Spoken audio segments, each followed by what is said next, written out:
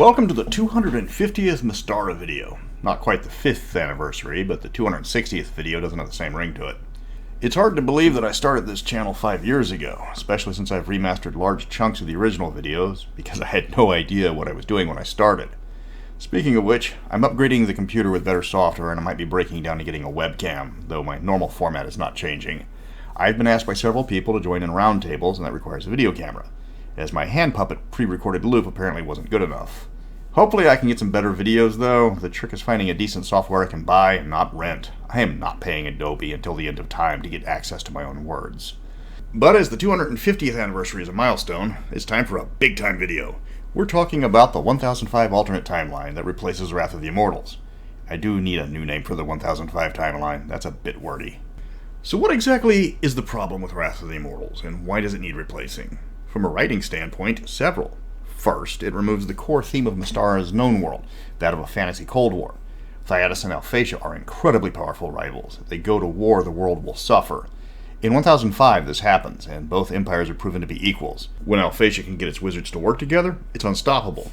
That's easier said than done. After a victory, the wizards think the war's been won and go back to their research. Thyatis is much better at waging war, better tactics, better logistics, better quality of troops. Without their wizards, Alphatian troops pale in comparison to Thyacian legions.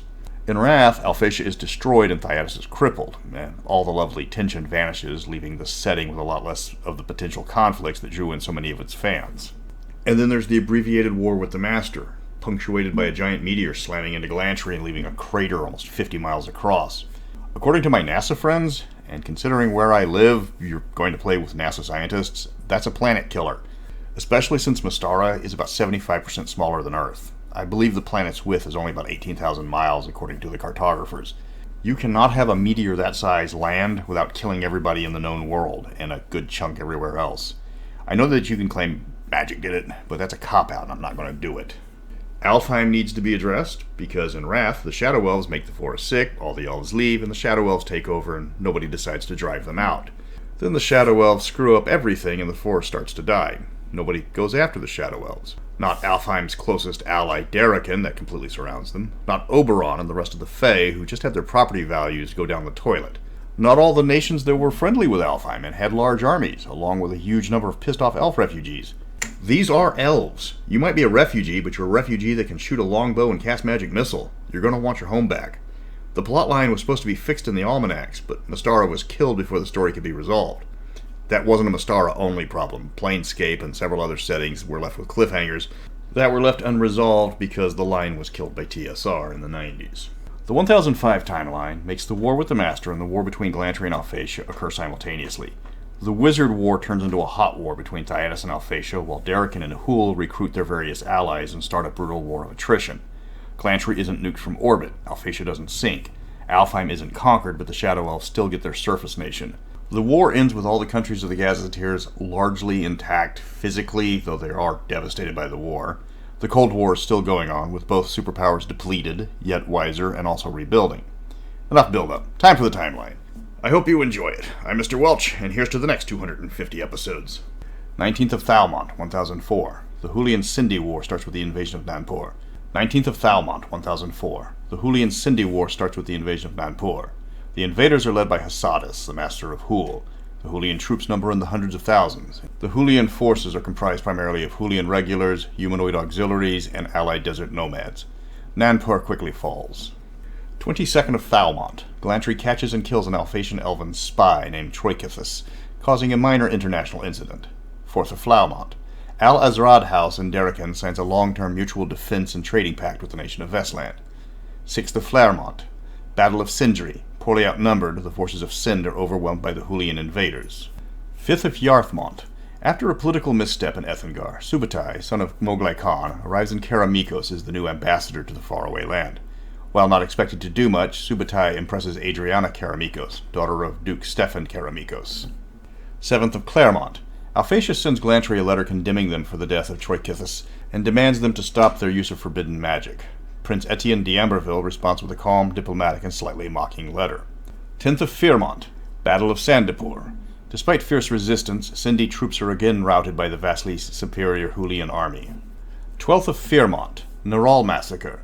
Sindhi troops perform a holding action to allow for the escape of the bulk of the Sindhi army. Once the army is away, Naral surrenders. In retaliation, the Master orders the destruction of the city and the slaughter of everyone in it. 18th of Fearmont. To reduce diplomatic tensions, Glantry dispatches a team of diplomats to Alphatia. Somehow, General Torinol, commander of the Alphatian military and consort to Empress Ariadne, is murdered during the parley. All attempts to resurrect him fail, meaning immortal interference. Upon interrogation, the diplomats are found to have two sets of memories. The 20th of Fearmont, the death of Gom. The Master's armies march into the village of Gom, and as a message to the Raja of Sind, level the village to the ground, killing everyone present. 22nd of Fearmont. With the help of unknown agents, the Glantrian delegation being held in connection with General Torinol's murder escapes back to Glantry. Empress Ariadne is understandably infuriated. 1st of Ambermont, the fall of Sind. When the Master's armies reach the outskirts of Sire Ulan, the Raja realizes his nation has no hope, as his armies have already been smashed and are vastly outnumbered. He throws open the city gates and surrenders unconditionally. The Master spares the city and installs a puppet ruler while preparing for war with Darokin. 17th of Ambermont. Delegates from Hule reach the Tiger clan of Etrugan, offering military support and aid if the clan joins the Master's assault on Darokin and its allies. With little debate, the Tiger clan offers its full support. 21st of Ambermont. Assassins, dressed in Alphatian garb, teleport into the private palace of the Glantrian prince Alphatia. The prince survives, but many in his revenue do not. 22nd of Ambermont. Emperor Thincall of Thyatis sends a strongly worded condemnation to Alphatia following word of the failed assassination. Thyatis threatens to intervene if Alphatia does not leave Glantry alone. 27th of Ambermont. The Master's envoys reach the Broken Lands and entreat King Thar and his advisors to assist in their invasion of Darokin. Thar readily agrees and begins rallying his legions to war. 4th of Swiftmont. A delegation from Hule arrives in Ethengard to convince Moglai Khan to aid in their upcoming war with Darokin by opening a front on Darokin's eastern half. The Hulian diplomats create an incident by plotting with Moglai's rivals in case he declines their offer. The plot is discovered and Moglai seizes the opportunity to execute the diplomats and remove several of his political rivals. Batu and Oktai Khan are condemned to death and their tribes are absorbed or destroyed. Kadan Khan was found to be under the influence of supernatural creatures and pardoned for his crimes. 18th of Swiftmont. The Master sends spies to offer an alliance to Baron von Hendrix of Keramikos. The Master offers von Hendrix enough troops to overthrow his cousin in exchange for fealty. Enraged at the thought of exchanging one lord for another, von Hendrix drives off the Master's agents with a message that von Hendrix is no man's vassal. 11th of Airmont. Numerous temples to Asterius and Alphatia are burned to the ground. Several Glantrian elves from House Erawan are captured and accused of the crime. Despite claims they were transported to the temples by magic, the elves are convicted and sentenced to death. 20th of Airmont. Following the surrender of the Sindhi forces, the Master closes the border between Sind and Darokin and begins preparations for an invasion. 26th of Airmont. Following several months of a large influx of refugees from Sind giving confusing reports of an army of humanoids and desert nomads, Darokin dispatches 2 legions to Sind to assess the situation.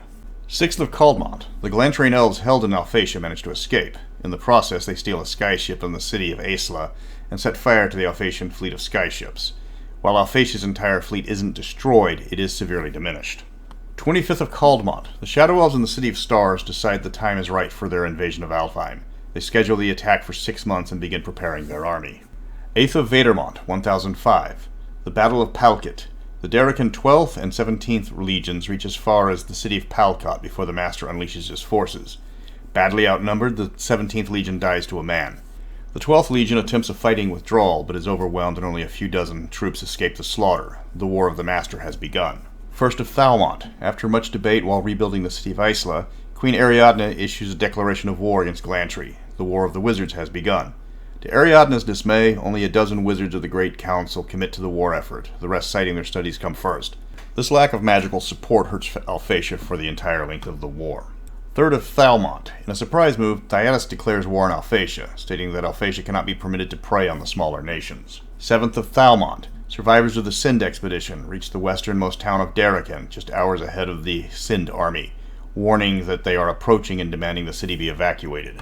8th of Falmont. The Master's armies reach Axolai, quickly overwhelming the few defenders and sending numerous refugees fleeing east. 11th of Falmont. Darokin dispatches request for aid to all of its allies, including Glantry, Keramikos, Alfheim, Rockholm, Vestland, Irindi, the Five Shires, Yelarum, and even Thyatis. Every mercenary unit in the nation is immediately hired for the duration of the war. 15th of Falmont. Chief Hule with the Red Orcs besiege Korenglain, drawing Darokin's northern legions to the city's defense. 16th of Felmont. Alfheim sends word to Darokin that they are mobilizing for war against the Master. 18th of Felmont. The Five Shires declare war against the Master's armies and begin raising troops. 22nd of Felmont. With Darokin's second army defending Cornglain, Thar takes the rest of his legion, minus the Goblin King Doth and the Knoll King Nazam, and sacks Fort Fletcher. 28th of Felmont. Both Thyaitian and Alphatian troops begin mobilizing on the Isle of Dawn. Hostilities break out all over the island between the territories loyal to either empire. 2nd of Flowermont. Citing their ongoing hostilities with Alphatia, the Glantry Parliament votes to not aid Darokin with their war against Hule. 3rd of Flowermont. Keramikos declares they will come to the aid of Darokin with their armies. 19th of Flowermont. The Battle of Copstar. Glantry and diviners predict a surprise attack by Alphatian forces teleported into the Principality of Bergtoven. The Alphatian force is met with heavy resistance and smashed, but Prince Valeriduan is killed in the fighting. Glantry and mages begin using spells to prevent teleportation into their nation constantly. 12th of Flowermont. Battle of Kindach. Thyaitian and Alphatian forces meet on the field east of the fortress of Kindach. The clash is little more than a probing engagement by both sides, who withdraw with few casualties. 20th of Flowermont. Thar's forces reach the evacuated town of Crowlard and sack it. 23rd of Flowermont. Stating the increased hostilities between Thyatis and Alphatia are a national threat to their security, Yalarim declines Darokin's immediate request for aid. Sultan Muhammad al-Khalim offers support in the form of food and supplies instead. 24th of Flowermont. Sultan Muhammad dies in an accident, causing Yalarim to pause all diplomatic negotiations with Darokin while choosing a successor. Investigators and clerics quickly determine that it was an accident and not any type of foul play. All attempts to raise the Sultan from the dead fail. Resurrection magic during the length of both wars becomes almost impossible for unknown reasons. 25th of Flowermont. Siege of Athanos begins. The Hulian navy arrives, several thousand ships strong, off the coast of Darokin. While the ships are mostly converted merchant and fishing vessels, their numbers dwarf even Irindi's fleet. The fleet shuts off all supplies to the ports of Darokin. 26th of Flowermont. Vestland, after several days of debate, agrees to send troops to aid Darokin, despite the distance between Vestland and the actual fighting. 27th of Flowermont. Battle of Portage. Thyaitian and Alphatian armies clash between east and west Portage. The Alphatian wizards break the stalemate, forcing Thyatis back several miles. 28th of Fairmont. The Siege of Shireton begins. Hulian ships take up positions across the entirety of the Five Shires, establishing a blockade to prevent the Hen from sending food to allies. The same day, the Solderford Jarldoms announce their neutrality in both conflicts, content to sit out the wars around them. 1st of Yarthmont. The Siege of Fort Doom begins. In retaliation to Baron von Hendrick's refusal for assistance, the Master transports thousands of troops to sack Fort Doom. The troops make good progress against the city itself, but are stopped at the walls of Hendrick's keep. Also on the same day, the Battle of Tothmere occurs. The Master unleashes the Tiger clan he has transported from their lands with his fleet. The Hen are not expecting the savagery of the Etrugan. The city is taken, while heavy losses are inflicted on the Hen there. The entire clanhold of Valeswath is either killed or taken prisoner, never to be seen again. Similar attacks occur at Bramble Rose, Rungdagos, and Burney. 3rd of Yarthmont. Yalarim selects Jamal al-Khalim as the new Sultan. He immediately reverses his father's order of aid to Darokin, proclaiming Yalarim's neutrality in both wars. Same day. Battle of Specularum. The Master's fleet attempts to land troops near Marilanev, but the Duke's fleet uses the narrow waterways to turn back the attack. 5th of Yarthmont. Hulian forces begin to march from Axolai, dividing into 3 detachments, one heading north, one heading south, and a third force attempting to cross Lake Amsarak on boats. 7th of Yarthmont. Battle of Bronzedale. Thar's legion is caught and retreats into 2 directions at the city of Bronzedale by an Alfheim force supported by Darokin troops. Though the city is destroyed in the fighting, the easiest route to Darokin city is denied to the Orc King. 9th of Yarthmont. After lengthy negotiations with King Everast of Rockholm, Darokin finally convinces the Dwarf King to commit troops to the war. The entirety of Clan Torcrist mobilizes to join the fighting. The cost to Darokin in trade negotiations in gold causes bad feelings between the nations for some time. Darokin offering triple the rate for Dwarven mercenaries causes the number of dwarves to swell in addition to the regular Dwarven army that is promised. 11th of Yarthmont. A surprise attack by the Thyaitian navy lands troops on the Alphatian island of Gaiety. The island falls within a day. The fact that the Thyaitian flanking move was utterly undetected by Alphatian diviners suggests Thyatis is receiving direct support from immortals. 15th of Yarthmont. Battle of the Snake Tribe. The Master, angry that the Tiger clan will not directly assault their neighbors the Turtle clan, orders an assault by Hulian forces through the royal elephant grounds of Sind directly to the west. The few survivors that try to go through the forest claim that the woods came alive and annihilated the invading troops. The Turtle Clan immediately give credit to the Nunnehay, a type of fae that dwell within their borders. 2 more attacks are thwarted in the coming months, and the Master finally gives up on attacking the Turtle Clan by land. 18th of Yarthmont. Thyatis begins landing troops directly on the island of Belissaria, causing Alphatia to send forces to counter the threat. 20th of Yarthmont. The capture of West Portage. Alphatian troops push Thyacian units back until they abandon West Portage, reaching to Ruta and Kindaj. 26th of Yarthmont. Battle of Anselberry. Darokin forces act as a holding action against the bulk of the southern Hulian forces. The 18th Legion is destroyed in the battle, but most of the Darokin 5th Army escapes intact. 27th of Yarthmont. Battle of Hardflask. Surrounded and vastly outnumbered by the Tiger Clan's Jaguar warriors, the Hin forces fight to the death rather than risk capture. 2nd of Claremont. Battle of Rattlecart. The Master's army and allies begin sacking the East Shire city with the population dead or fleeing. A half-drunk lone human approaches the forces, cursing them as he draws near. When threatened with death, the man identifies himself as Fuersdrag, an ancient and powerful amber dragon. He transforms into his true form and lays waste to the Hulian forces, angered that they slaughtered the Hin that used to supply him with food and liquor. Fuersdrag spends the rest of the war rampaging against any enemies of the 5 shires he can find. 5th of Claremont. After constant demands, Empress Ariadna names Prince Xandar general of the Alphatian armies. 7th of Claremont. Thar's legion successfully reaches the mostly abandoned city of Akaros and awaits the Masters of arrival. 8th of Claremont. Though not officially at war, Oslan raiders begin attacking targets of opportunity in Norwald. Thyacian influence is suspected. 11th of Claremont. Battle of Trenton. The 2nd Alphatian Expeditionary Force teleports into the Broken Lands and marches on Glantry. The Glantrian army meets them at Trenton in Erewhon. This time the Glantrians hold nothing back. The larger Alphatian army is devastated by the superior magics of the Glantrian wizards. Elementals, golems, undead, and dragons fight on the side of Glantry. 14th of Claremont. Alphatian forces push through the Thyacian fleet surrounding the mainland, though with heavy losses. Alphatian troops land on Hadius, Keratin, and Tel Akbar. Hadian forces repulse the invading forces within days, but Alphatia does manage to get a beachhead at Keratin and Tel Akbar. 16th of Claremont. The Second Battle of West Portage. Reinforced Thyacian troops attack the now undermanned Alphatian forces, pushing them back to East Portage, which is taken after a short siege. 18th of Claremont. Alphatian forces arrive to reinforce Belissaria, with orders to chase down and destroy the Thyacian legions rampaging through the countryside. 19th of Claremont. First Battle of Fish Tickle Bridge. Tiger Clan forces push back the Hin troops, allowing several hundred Etrugan past the Ithypool River before the Hin can retake the bridge. 21st of Claremont. Battle of Etheldown. Alfheim troops sight the Hulian forces making their way across Lake Amserac from Akasoli. Elven wizards raise a massive storm which devastates the impromptu navy, drowning most and sending the rest swimming for shore. 23rd of Claremont. Second Battle of Bronzedale. The Hulian Northern Army, reinforced with parts of Thar's legion, counterattack Alfheim forces at Bronzedale. The elves withdraw from the overwhelming attack with few casualties. 25th of Claremont. The Master's Southern Army reaches and sacks the city of Anselberry, though its defenders have long fled. He sets up his command at the city due to its location and access to farmland. He waits for Thar and the Northern Army to link up with him.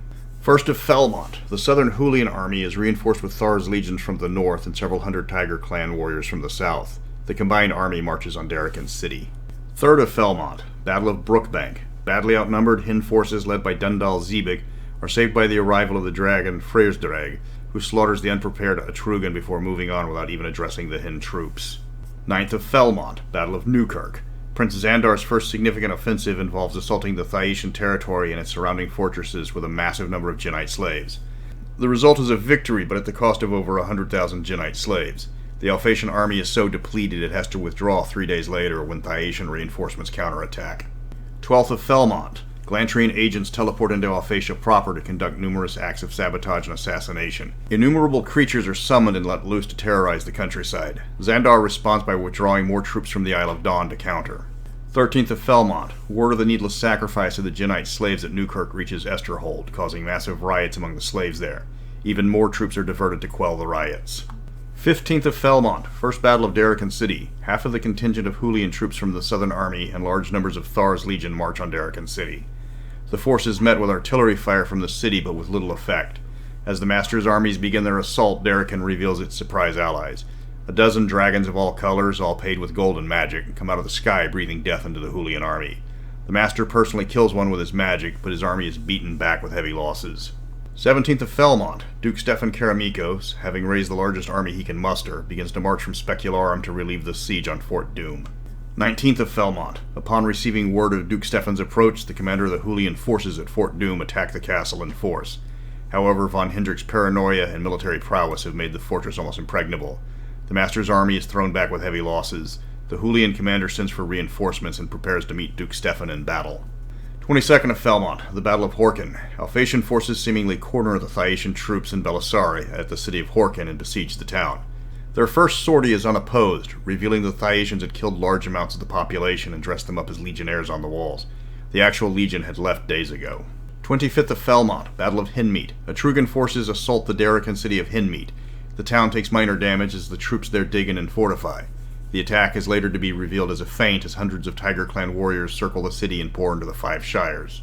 26th of Felmont, Battle of Radleb. The Karamican army encounters Tiger Clan guerrillas sent to delay him. Duke Stefan's knights easily rout the Etrugan skirmisher, but Duke Stefan finds the road to Fort Doom heavily damaged by acts of sabotage. 28th of Felmont, the Great Meteor. Reeling from his defeat at Darokin City, the Master prays to his patron immortal to destroy the city with a cataclysmic event. A meteor falls from the sky, but miles above Darokin City it is diverted by the interference of another unknown immortal. The meteor explodes several miles above the Etrugan plateau, sending debris across the sky that blocks out the sun for hundreds of miles for days. Temperatures begin to plummet as a result. Both sides claim this is a sign from the immortals that they are destined to win. First of Fearmont. The shock of the great meteor and its blackening of the skies caused most army to pause in hostilities as the clerics try to make sense of what happened. Only the Vestlanders, led by the werebear Ulfdan Bjornsson, and the Rockholm troops led by Prince Boffin, continue their advance to western Darokin, pausing to join with the eastern Darokin legions. Rockholm leaves troops behind to patrol eastern Darokin to allow the Republic's eastern army to join the war properly. 7th of Fearmont. The discipline in Thar's legions breaks down completely, having heard rumors that the Etrugan plateau is now completely accessible. Thar attempts to downplay the rumors of great wealth and helpless farmers in Etrugan, but in the end accompanies his troops to join in the looting. He sends King Cole north to inform Hule and the rearguard in the Broken Lands of the new developments. 11th of Fearmont. Duke Stefan's march toward Fort Doom is delayed outside of Radleb Keep by unseasonable rains that make the Westron Road almost impassable. 14th of Fearmont. A sudden heavy snowstorm in the middle of summer across Darokin, Glantry, the Five Shires, and Etrugan caused all armies there to pause and realize the great meteor's effect on the weather will be drastic. Many armies start hoarding food or finding shelter to wait out the strange weather.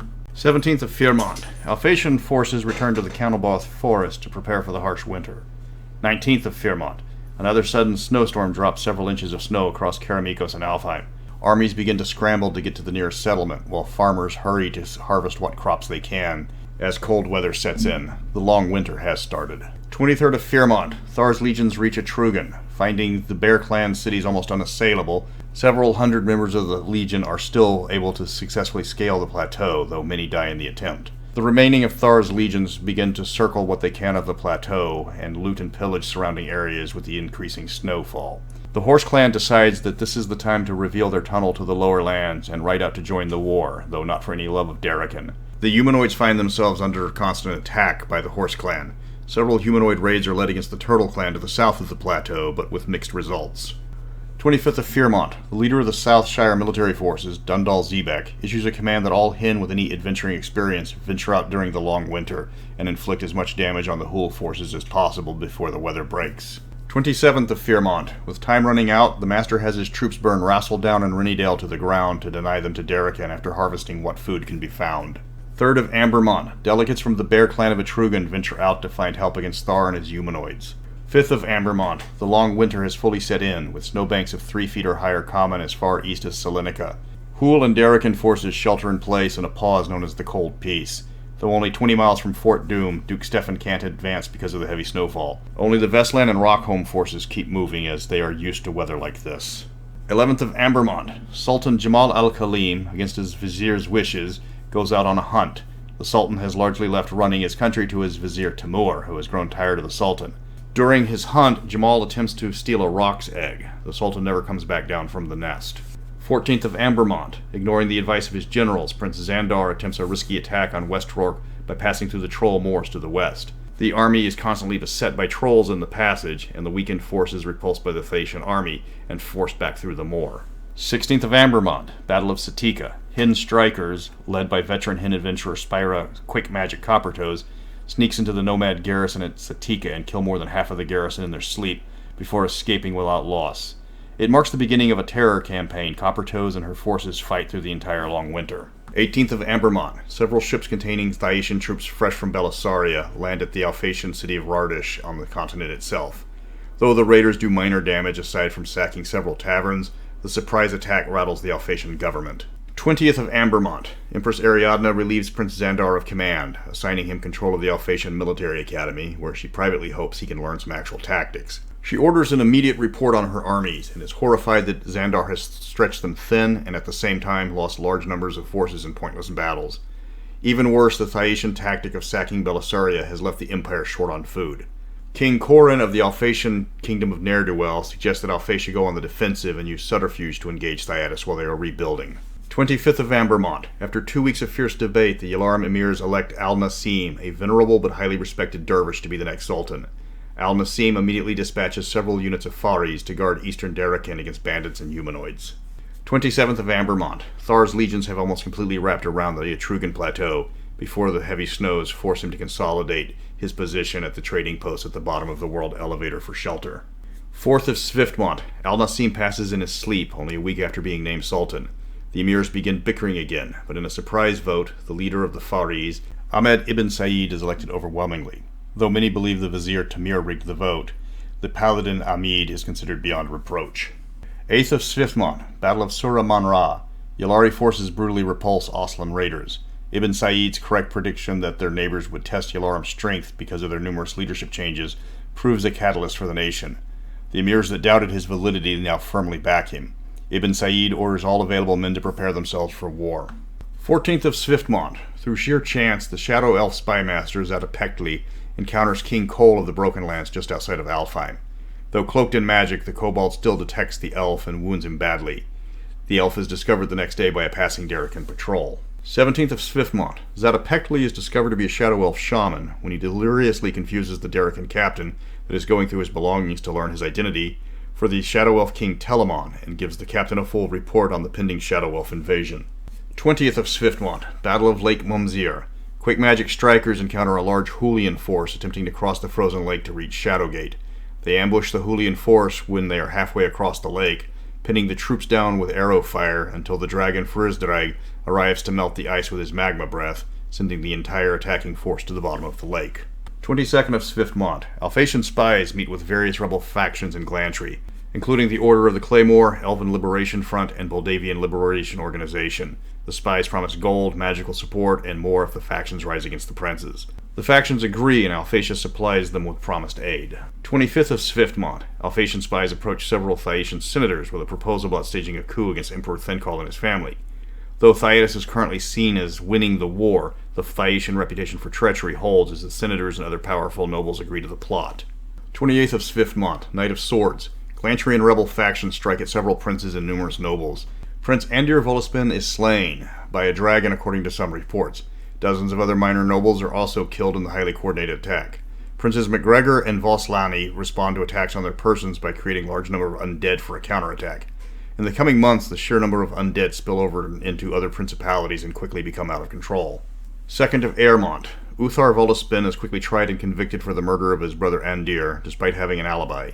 The region's rules follows to the young Lathan Volospin, who was at the Great School of Magic when the attacks happened. 4th of Airmont. Facing starvation, Baron von Hendrix leads a sortie into the Hulian camp to steal food. He is successful into also driving numerous horses into the keep to be slaughtered. 5th of Airmont. Zatapekli arrives in Darokin City, where Chancellor Monty has him nursed back to health under strict guard.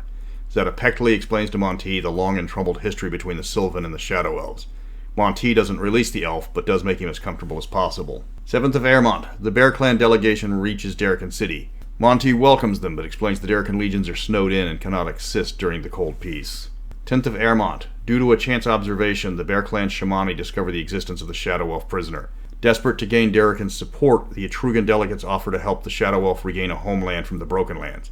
However, it is considered impossible without the help of Alfheim and their magics that grew the Canalbarth. 11th of Airmont. The Alfheim ambassador refuses the request from both Zatapekli and the Bear Clan Shamani. He will not consider any alliance or any other agreement that will have his nation assisting the Shadow Elves, who are about to invade Alfheim. Only the harsh words of Monty silences the ambassador. He explains the plan is a long shot at best, and with the Master's forces outnumbering the Allies several times over, Darokin needs everyone it can get. The Alfheim ambassador agrees to discuss the Shadow Elf problem with his king without promising anything. 15th of Airmont, the first supply caravan from Yelarum reaches Salonika, with more promised. Ibn Said cannot offer troops with Thyatis and Alphatia at each other's throats off his coast, but he can send food. 18th of Airmont, the combined forces of Vestland, Rockholm, and the Eastern Darokin legions finally reach Fort Nell, where they are told to hold positions while Darokin and Alfheim undergo delegate negotiations. General Bjornsson and Prince Boffin are requested to travel to Alfheim town to participate. 24th of Airmont, pushing through the Thyacian fleet again, Queen Ariadne lands more troops at Carrington and Tel Akbar to support the trapped Alphatian troops there. The few remaining forces at Hadius are successfully evacuated. 25th of Airmont, negotiations regarding the Shadow Elf invasion and the promise of a new homeland begin in Alfheim town. Delegates from Alfheim, Etrugan, and Darokin are present, and the leaders of the Vestland and Rockholm forces attend. The Alfheim general Gilfrondin Arundel reveals himself to be a Shadow Elf. Together, Zapekli and Arundel present the Shadow Elves alone. The idea of growing a forest on top of the Broken Lands is considered impossible due to a lack of magical power, until Zatapekli mentions the Shadow Elves have potent magic in the form of soul stones. General Bjornsson of Vestland finally forces all sides to agree to try. A caravan is hastily prepared to approach the Shadow Elf leadership formally. 2nd of Culmont. The Hulian garrison at the small town of Flurhook Ferry is killed when quick magic strikers successfully poison their food stores. Their frozen bodies aren't discovered until a week later by a Hulian patrol. 4th of Culmont. A mile-long caravan filled with trade goods and gifts leaves the city of Dolus towards a cavern on the Karamikos border that Zatapekli points out as the closest entrance to the Shadow Elf kingdom. Darokin sends several of its most powerful merchant princes to use their magic to enable the caravan to proceed despite the snowed-over roads. 11th of Culmont. With winter upon them and with little damage left to do, Thyatis withdraws its troops from Belissaria, needing them to push Alphatian soldiers out of occupied Thyacian soil. 19th of Culmont. The Alphatian tactic of indirect engagement of Glantry continues as their spies summon numerous monsters inside the nation and let them go wild, using a similar tactic Glantry employed against them. 23rd of Culmont. The Darokin caravan is met deep underground by Shadow Elf pickets. They are highly suspicious, but agree to take the diplomats to the City of Stars. 26th of Culmont. King Telamon meets with the Darokin, Etrugan, and Alfheim delegation. Though highly skeptical of their offer, at least he hears them out. King Telamon decides against the plan and holds the delegation prisoner. Only after a vision sent to Radiant High Priestess Porphyrio and the urging of his daughter Princess Tanadelio does Telamon relent. He agrees to send a force no larger than what Alfheim sends. He has no confidence in the plan succeeding, and upon its failure, will take the opportunity to remove the High Radiant Priestess from her post and take total control of the Shadow Elf government. 12th of Newmont, 1006. The Shadow Elf force meets with the northern armies of the Alliance at Fort Nell and waits for the Alfheim contingent. 14th of Newmont. Alfheim sends 2,000 troops to participate in the makeshift alliance with the Shadow Elves. To his word, Telamon dispatches a Shadow Elf force equal in number to the Sylvan Elves. 17th of Newmont, Battle of Ostbrook. Undead from Clan Tyr that were created to fight the Order of the Claymore spill into Bergtove and attack the town of Ostbrook. The undead are turned back, but not without cost. A week later, signs of plague start appearing in the region. 21st of Newmont, Battle of Hillcape. Alphatian forces again attempt to land on Thyatis itself, but are turned back by the Thyacian navy. 24th of Newmont. The Shadow Elf and Alliance armies leave for South Nolastan to create a new elven forest. Alfheim brings a single seed from a Tree of Life. Shadow Elves bring a specially created container able to carry soul stones above ground, and the Etrugan offers several shamani to lead the ritual. Darokin, Rockholm, and Vestland troops make up the rest of the army. 2nd of Vadermont. The Black Eagle Barony begins to run low on food. The humanoid mercenaries there resort to eating the Hulian dead stacked at the base of the fort. 8th of Vadermont. The northern army reaches the Broken Lands. They find the area's unique geography has kept the ground relatively snow-free due to the higher surface temperatures. 12th of Vadermont. Food stocks run low in Darokin City. It is made worse with the 5 legions garrisoned there, adding to the number of people needing to be fed. Monty has clerics from every religion creating food as fast as possible, no matter what immortal the clerics serve, even entropic ones. 14th of Vadermont, Battle of Freeburg. To increase pressure on Alphatia, Thyatis violates the neutrality of the Helden freeholds by landing 2 legions at Freeburg and seizing the city for a future invasion of Norwald. The Heldonic Order scatters and vows revenge. 15th of Vadermont, Battle of Sun's Anvil. The northern armies and their Shadow Elf allies, led by General Gallifale, attack a badly depleted Gnoll force and rout it. The various clerics and shaman perform the ritual and wait to see if it works. 17th of Vadermont, Battle of Timaranicus. Yllari forces turn back an attempt by Alphatia to move into Yllarim. A punitive strike by the Yllari depletes the Alphatian garrison further. 20th of Vadermont. Word reaches Thar through his shamans of the invasion of the Broken Lands. Though snowed in, he still orders his legion back north and abandons Etrugan. His position was weak to begin with cannibalism running rampant in his starving and freezing troops. The troops on the plateau are left to their fate. The legion begins its slow march back home to the relief of the besieged Etrugan. 25th of Vadermont. Birth of Angmor Forest. Just a 10-day after planting the seed to the Angmor Tree of Life, it breaks through the ground and begins growing at an accelerated rate. The tree is discolored with a purple trunk and blue leaves, but is otherwise healthy. A few days later, more trees begin emerging from the soil, and the forest begins in earnest. Princess Tanadalio declares this a sign of their immortal patron Raphael, and claims the Darokin promise fulfilled. She neglects to send a message of the success to her father, planning to take all the credit for herself. 26th of Vadermont, Battle of Hightower. The tower is attacked by the Moldavian Liberation Organization, intent on taking it for themselves. A large number of vampire spawn are sent to liberate the tower. The attackers are driven out, but the tower is destroyed in the ensuing battle. 3rd of Felmont. Moving at double speed, Thar's legion ultimately leaves the Etrugan plateau, only to be bogged down by heavy snows in Darokin. 5th of Felmont. The fall of Thyncall. Assassins strike down Emperor Thyncall and Empress Gabriella in separate attacks. Thyncall is attacked by 20 assassins in the Imperial Senate, but slays all but 3 before dying. Gabriella is slain in her bed. Assassins attempt to kill Prince Eusebius and Princess Stephania, but they are thwarted through a combination of bad luck and alertness. Thyncall's consort is revealed to be none other than the immortal Vanya when she slays the senator that takes credit for the attack, as well as the surviving assassins. She immediately is plane shifted away from Thyatis after revealing her true identity. After numerous attempts to raise Thyncall fail, Eusebius is crowned Emperor of Thyatis. 8th of Felmont, Alphatian counterattack. Alphatia launches a massive offensive to take advantage of Thyncall's death. East Portage is retaken, and West Portage is under siege within a week. Itre et Strabo, Kindach, Cerdwicha, and South Creek quickly fall. The Thyacian lines retreat several miles before the generals can make a stand. Large portions of Keraton and Tel Akbar are conquered, and Alphatian reinforcements are brought in to bolster the troops. 11th of Felmont. Emperor Eusebius begins a purge of everyone suspected in his father's murder. 12th of Felmont. Alphatians continue to press their attack, landing troops on the island of Mosius, Borodos, and Nuar. Attacks on Ochilia are repelled. 15th of Felmont. A month after creating the Angmor Forest, Princess Tanadalio returns to the City of Stars to report a complete success and to request more troops to continue the conquest of the Broken Lands. 18th of Felmont. Battle of New Angmar. King Nazim of South Nolistan attacks the northern army with what troops he can muster. The Knolls are badly outnumbered and are cut down following their mad king. Nazim dies just a few yards from the forest itself in a hail of elven arrows. 22nd of Felmont. Eusebius finishes his purge after hundreds have been executed. Many of the dead had no part in the conspiracy, but were merely political rivals of Thyncall.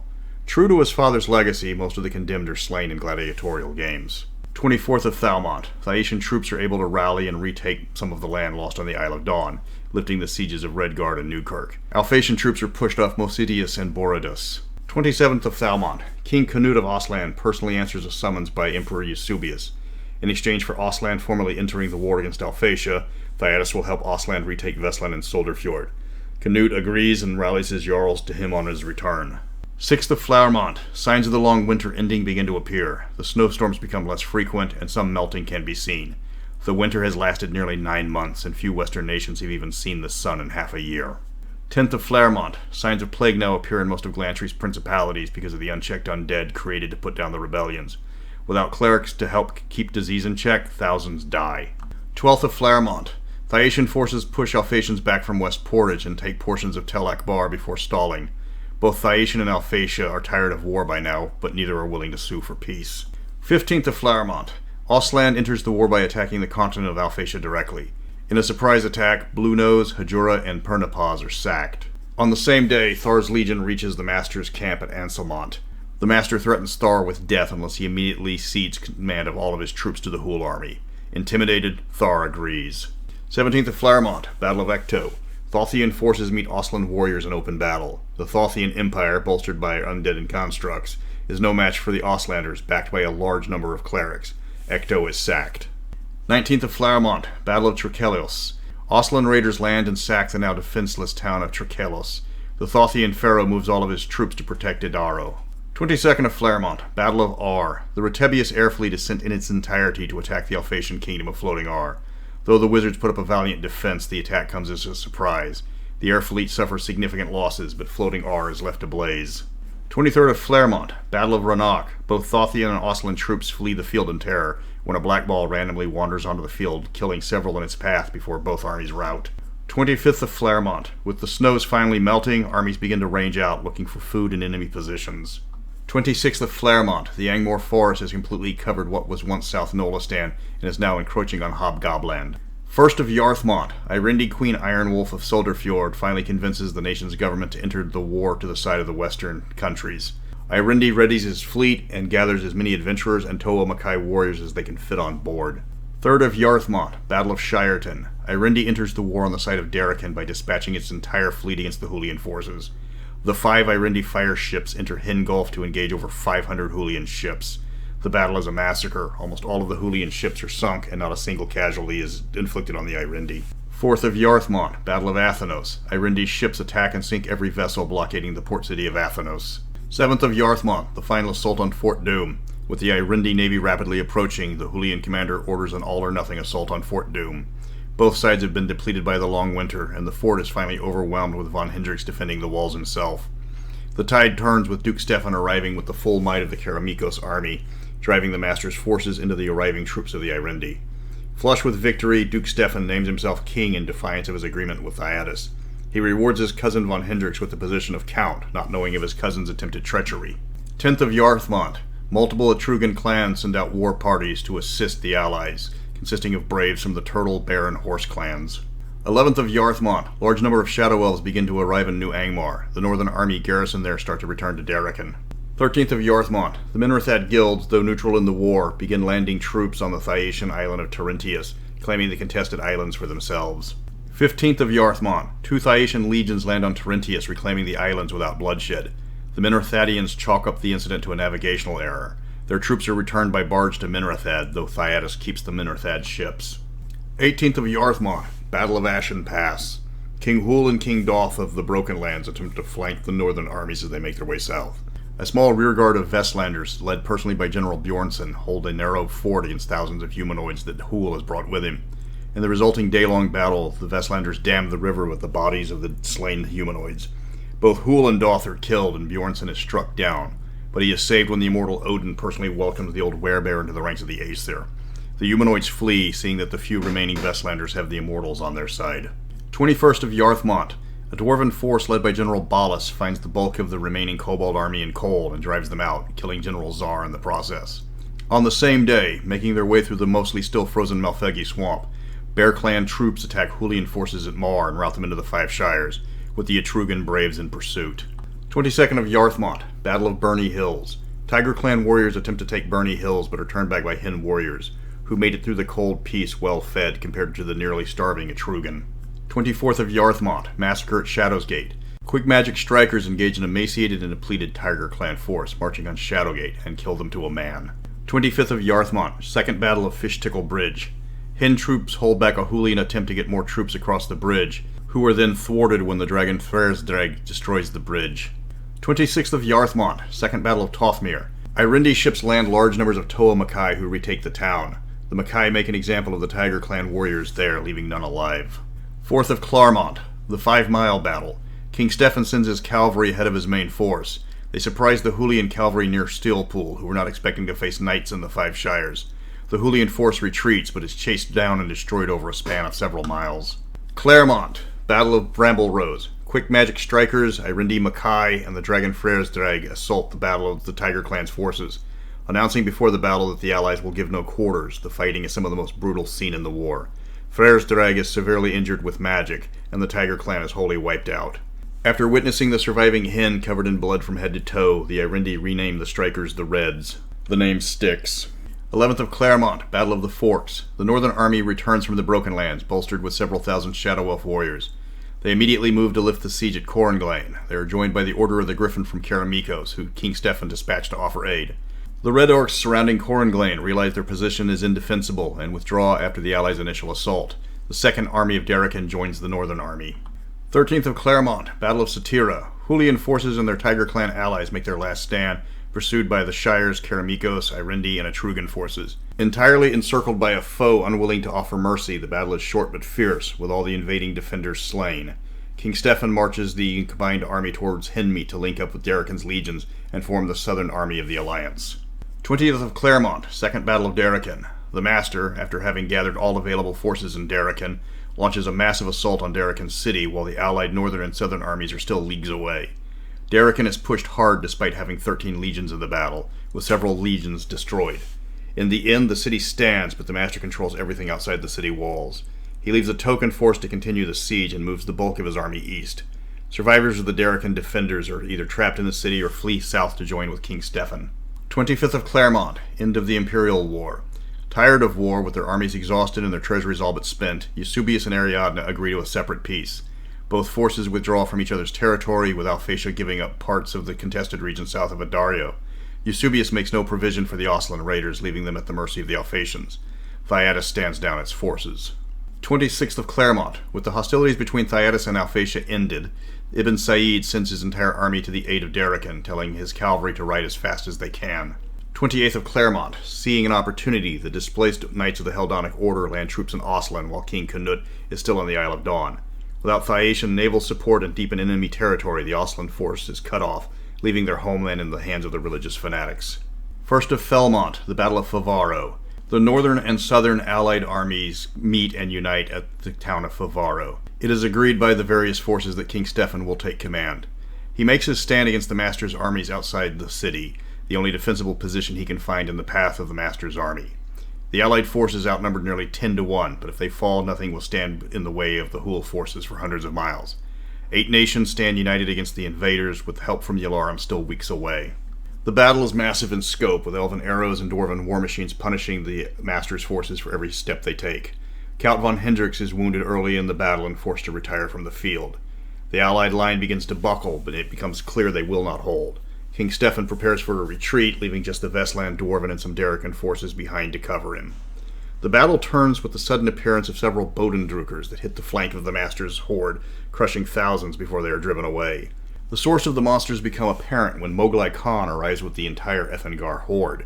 Seeking revenge for the Master's attempt on his life, the Golden Khan waited until the Master committed the Hulian armies before charging his forces into the flank. The Ethengar attack cuts the Master's battle line in half, leaving the vanguard trapped between the allied forces and the Ethengar, with the middle of the troops ridden down. King Stefan returns to the fray, charging the remnants of his cavalry and most elite units right at the enemy troops. The Hulian forces are in total disarray. Large portions of Thar's legions desert the field in a panic. In the end, tens of thousands of Hulian troops are killed, though the Master himself retreats to Darokin city. Among the dead of Thar's legion is King Orar of the Bugbears, Hawk, the Troll Queen, and Mogul Khan of the Yellow Orc. Thar, Aelbane, Cole, and Queen Yazar slip away in the chaos. The Shadow Elves capture Hutai Khan. The allies have taken severe losses, but the field is theirs. 2nd of Felmont. In response to the Thyacian occupation of Oslan, Solderfjord declares Ragnar the Stout to be their first king, uniting against the threat of foreign conquest. 5th of Felmont. Moglai Khan allowed his troops to loot the Hulian baggage train for several days. He greets the allied leaders as an ally, knowing he is now one of the most powerful men in the known world. The Golden Khan establishes relations with the Etrugan and Angmar elves and promises to open up trade with everyone once the war is over. Others see his talk as a show of force, but they have to hope he keeps his word as he is now the largest army in the north. 6th of Felmont. Their saddlebags bursting with gold, the horde leaves and returns to Ethengar. The allies heal up best they can and march towards Darokin.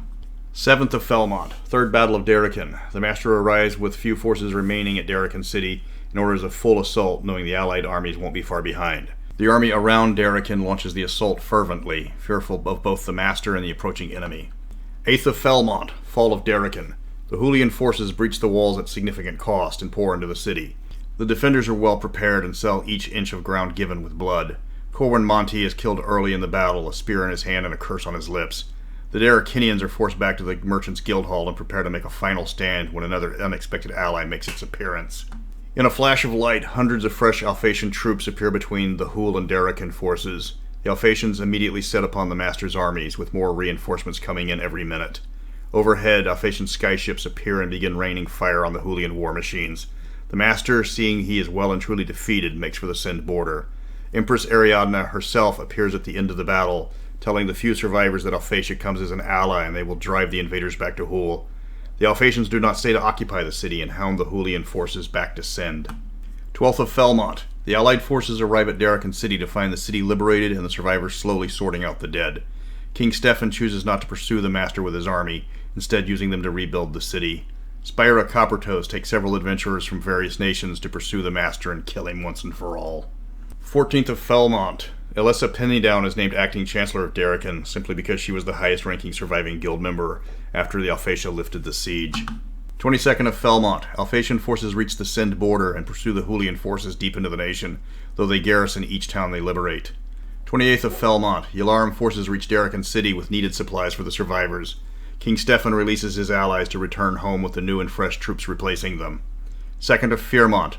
The Rockholm forces are paid in full by Darokin and march back to their nation without even saying goodbye to their allies. 5th of Fearmont. Liberation of Ostland. Emperor Eusebius lands several legions in Ostland to liberate the nation from the Heldonic invaders. Both sides tear into each other in what is effectively the last battle of the Wizards' War. The outnumbered knights inflict terrible casualties on the legions, but Thyatis envelops the order and forces a surrender. Eusebius releases the prisoners after a substantial ransom is paid, and Thyatis remains in Ostland, rendering the nation into effectively a protectorate. 7th of Fearmont. Princess Tanadelia of New Angmar arrives in Darokin to personally escort their troops back to the New Kingdom. She gives a speech acknowledging Darokin's role in creating the nation of New Angmar, but fails to mention her father at all. She speaks briefly with King Doriath when the Alfheim leader attempts to address her. 11th of Fearmont. The Vestland army leaves, not to return to Vestland, but to New Angmar to see the battlefield where Ulfdan Bjornsson, now patron immortal of Vestland and Bears, ascended to immortality. They find the fjord now a shrine put up not by Northmen but by Shadow Elves, honored that a stranger achieved immortality while helping them win their homeland. Bjornsson becomes a favorite immortal for Shadow Elf warriors, second only to Raphael. 18th of Fearmont. Rather than leave, the Five Shires army helps establish supply lines to the Shires. While the Shires were devastated by the war, they still have more food than they need. 20th of Fairmont. The Etrugan and Irindi leave for home, promising to return if needed. The Etrugan return with offers from various nations to help rebuild their lands. Shortly after returning, both the Horse and Turtle clans announce the formations of their own respective nations, separate from the Bear and Elk clans. 25th of Fearmont. King Aelban arrives in Thyatis with his ogres, not as conquerors, but offering their services as mercenaries. Having lost all faith in King Thar, Aelbane believes there is money to be made fighting for coin. He is not wrong, as his company is immediately hired to fight in the hinterlands. 7th of Ambermont. King Cole finds shelter in Glantry under the protection of Dolores Hillsbury, an up-and-coming noble. 14th of Ambermont. Thar returns to the Broken Lands to find most of the nation covered by the New Angmar forest. Only Orgrimmar and parts of Orcus Rex are unaffected, but the forest continues to grow. Of his legion, barely a few hundred survive. 16th of Ambermont. A dwarven scout returns to the surface after exploring under the nation of New Angmar. He returns with a tale about a lost orc city deep underground. The Shadow Elves pay him a small fortune for this information, and to shut him up. King Telamon starts organizing an expedition of Shadow Elves to the lost city of Angmar immediately. 22nd of Ambermont. Vestland troops return home to a hero's welcome. Bjornsson's daughter, Siglif Aleth's daughter, the commander of the Vestland forces at Favaro, is named to King Harold's personal staff in honor of her leadership and her father's ascension to immortality. 25th of Ambermont. A raider from Ostland attempts to return to their home. They are greeted by two Thyaitian galleys who inform them that their nation is under their protection in case of Alphatian reprisal. The crew is then pressed into the Thyaitian military. 1st of Swiftmont. New Angmar formally announces its government and starts receiving dignitaries. Of note, they specifically invite representatives from Vestland, Ethengar, and Etrugan. The Vestlanders are honored to find a new city has been founded next to the shrine to Bjornsson. The city is called Arthanal, Elvish for Old Bear Mountain. 5th of Swiftmont. Glantry, after not having any attacks of any sort by Alphatia for several months, considers the war over and begins rebuilding. They recall their agents to start the process of replacing fallen nobility and stamping out the rebellions that the war sparked. 11th of Swiftmont. With no signs of the Master, Alphatia finishes their liberation of Send. After all Hulean forces have been expelled, the Empire declares itself the Protectorate of Send, indicating they intend to stay for some time.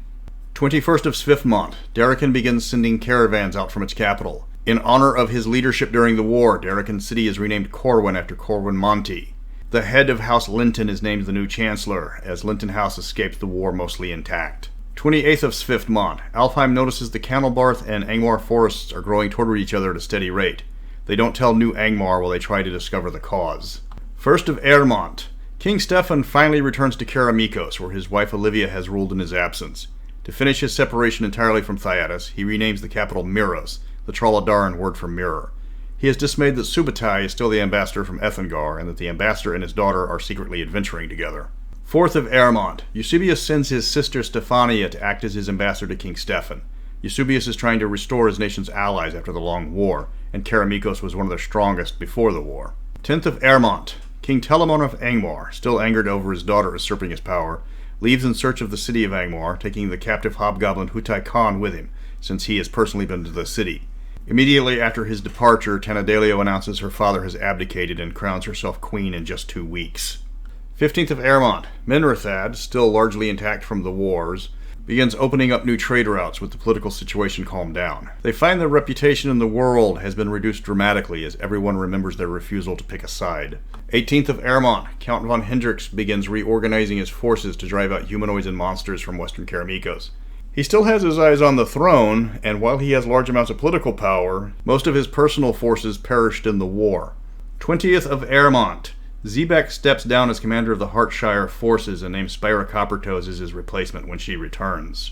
7th of Culmont. The master is finally spotted fleeing Sind for Hule. The adventurers dispatched after him follow in hot pursuit. 18th of Culmont. New Alphatian airships join the occupation of Sind, fresh from being built after the destruction of the fleet at Aesla.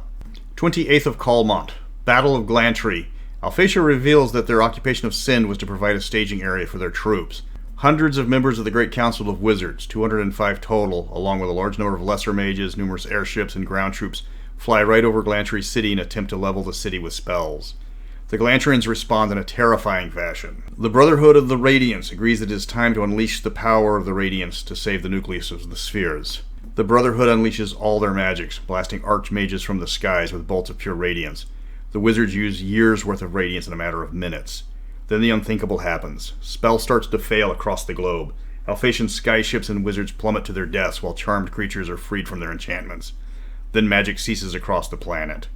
Monsters run rampant as wizards lose control. Floating R crashes into the ocean and becomes an island. Clerical magic also fails. The flying city of Serene is able to land in a large lake with few casualties. The Battle of Glantry ends with both sides powerless. The magic shortage lasts for a week before Prince d'Amberville discovers the problem. 4th of Newmont. The adventurers track down Hasadis halfway between Hule and Sind. He is formidable even without his magic, but eventually he is finally slain and buried in an unmarked grave in the middle of the desert. 6th of Newmont. The Week of Dread ends with magic restored. Alphatia retires once again, having suffered catastrophic losses during the week. Floating R and Serene again take to the skies. Glantry is shaken to the core, realizing their magic can't save them. The day the magic returns, Glantry's parliament votes to allow clerics in to deal with the undead and the plague. Alphatia agrees to relocate the partisans it provoked with no punishments for them at all. Thousands from Crown Guard and Moldavia relocate to Norwald. 7th of Newmont. Prince d'Amberville finds the nucleus of the spheres, siphoning the magic from areas influenced by the sphere of energy to replenish itself. He is confronted by Ixion and other immortals opposed to him, who demand he turn over the artifact. Instead, he adjusts the artifact to start draining from areas affected by the sphere of entropy. With a flash, the artifact begins working again, but d'Amberville is gone. With no way to remove the artifact without ending magic again, Ixion can only place powerful guards to protect it.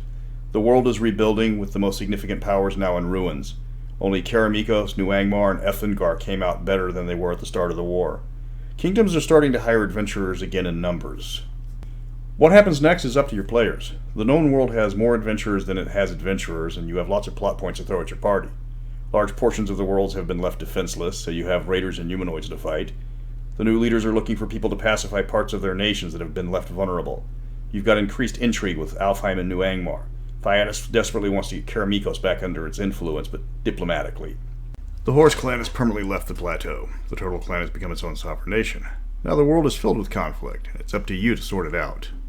Well, that was a long one, and I cut it short by a lot.